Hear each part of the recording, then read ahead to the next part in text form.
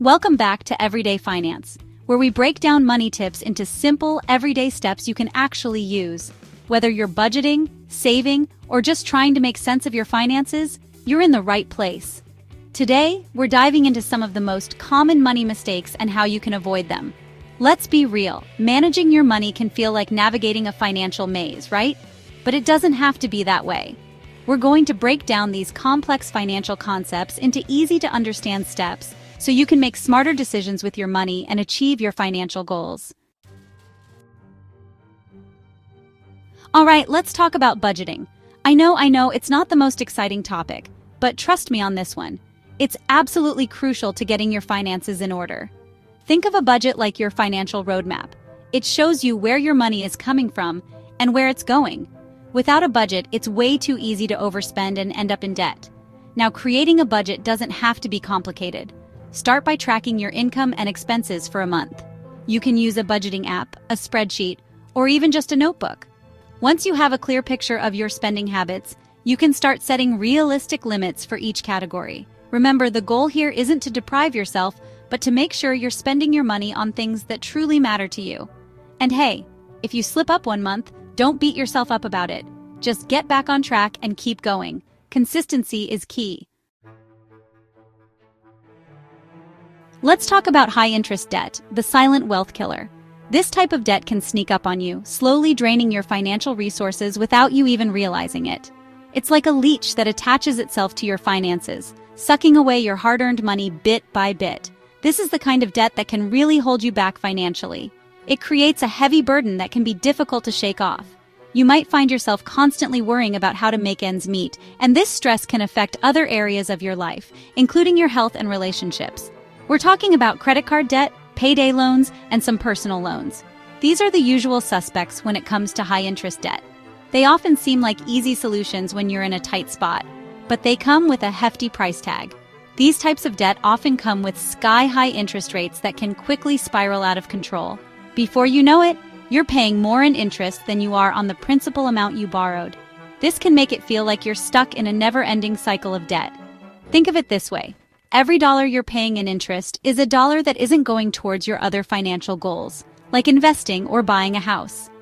High-interest debt can delay your dreams and make it harder to achieve financial stability. It's like trying to fill a bucket with water while there's a hole in the bottom. So how do you avoid this trap? Well, for starters, try to avoid taking on high-interest debt in the first place. This might mean living within your means and avoiding unnecessary expenses.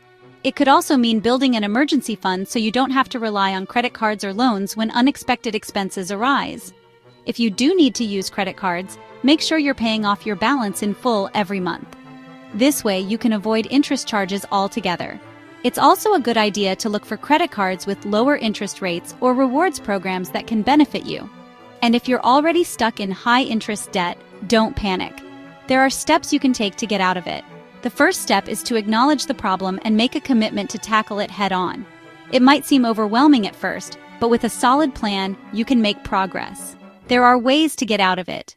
One option is debt consolidation, where you combine all your debts into a single loan with a lower interest rate. This can make it easier to manage your payments and reduce the amount of interest you pay over time. Another strategy is the debt snowball method, where you focus on paying off your smallest debt first while making minimum payments on your other debts. This can give you a sense of accomplishment and motivate you to keep going. Once the smallest debt is paid off, you roll that payment amount into the next smallest debt, and so on. This creates a snowball effect, where your payments grow larger and larger as you pay off each debt. It's a great way to stay motivated and build momentum as you chip away at your debt. Remember, the key is to stay focused and committed to your plan. With time and effort, you can break free from the grip of high-interest debt and achieve your financial goals. Life is full of surprises, and unfortunately, not all of them are good. From unexpected medical emergencies to sudden car repairs, these surprises can often come with a hefty price tag. It's during these times that having a financial safety net becomes crucial. That's where an emergency fund comes in. An emergency fund is essentially a stash of money set aside to cover the financial surprises life throws your way. This is your financial safety net, there to protect you from unexpected expenses like car repairs, medical bills, or even job loss. Imagine the peace of mind knowing you have a cushion to fall back on during tough times. Without an emergency fund, you might be forced to rely on credit cards or loans to cover these costs, which can quickly lead to more debt. The stress of mounting debt can be overwhelming and can take a toll on your mental and emotional well-being, which can quickly lead to more debt. This debt can accumulate rapidly, making it even harder to get back on your feet. The cycle of debt can be difficult to break, and it can hinder your financial progress for years to come. So, how much should you have in your emergency fund? Financial experts often recommend having enough to cover 3 to 6 months' worth of living expenses. This amount can provide a significant buffer against life's uncertainties. A good rule of thumb is to have 3 to 6 months' worth of living expenses saved up. This might include rent or mortgage payments, utilities, groceries, and other essential costs. Now, I know that might seem like a lot, especially if you're just starting out, but don't let the amount intimidate you. Building an emergency fund is a gradual process, and every little bit helps. But remember, you don't have to build it overnight. Start small and be consistent. Even setting aside a small amount each month can make a big difference over time. Start by setting aside a small amount each month. You can begin with as little as $20 or $50, whatever fits your budget. The key is to make it a habit and gradually increase it over time. As you get more comfortable with saving, try to increase the amount you set aside each month. You can even automate your savings so you don't even have to think about it. Many banks offer automatic transfer services that can move money from your checking account to your savings account on a regular basis. Trust me, having an emergency fund will give you peace of mind knowing that you're prepared for whatever life throws your way. It's an investment in your future stability and well-being, ensuring that you can handle financial surprises with confidence. We've all been there, right?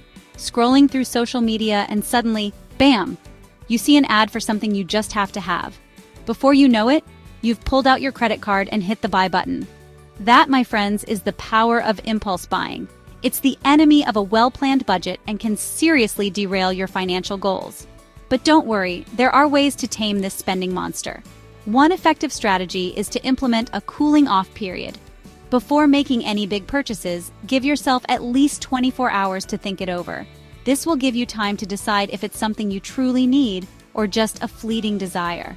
Another helpful tip is to unsubscribe from tempting email lists and unfollow social media accounts that promote excessive spending. Out of sight, out of mind, right? Remember, it's all about being mindful of your spending habits and making conscious choices with your money. Let's talk about investing, and more importantly, why it's crucial to start early. When it comes to building wealth, time is your greatest ally. The earlier you start, the more you can take advantage of the power of compound interest. I get it. Investing can seem intimidating, especially when you're just starting out. The financial world is filled with jargon and complex concepts that can be overwhelming.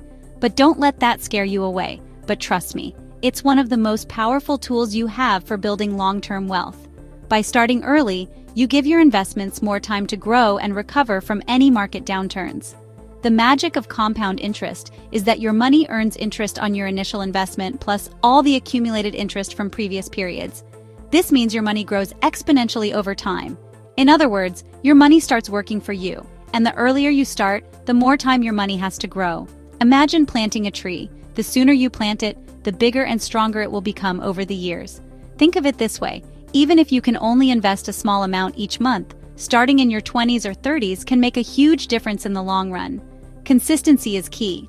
Regular, small contributions can add up significantly over time.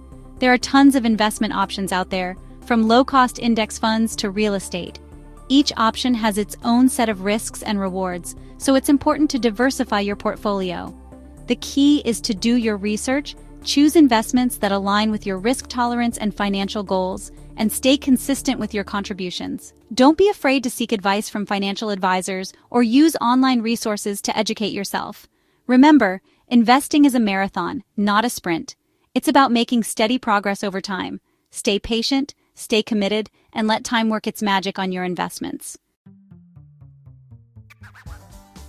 Thanks for watching. If you found this video helpful, make sure to like, subscribe, and hit the notification bell for more tips on managing your finances. See you next time.